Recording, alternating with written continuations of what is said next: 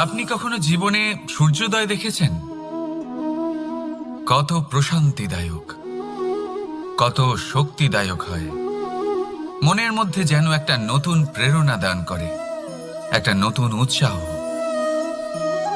কিন্তু যদি আপনি উঠতে দেরি করেন, তাহলে আপনি এই সূর্যোদয় দেখতেই পাবেন না। ঠিক এরকমই হয় আমাদের জীবনেও। সুযোগ সূর্যোদয়ের মতো। যদি আপনি আপনার জীবনে দরকারের চেয়ে বেশি অপেক্ষা করেন এই সুযোগের সদ্ব্যবহার করতে, তাহলে এই সুযোগ আপনার অপেক্ষা কখনোই করবে না, তা চলে যাবে। সেই জন্য এদের সামলে রাখুন।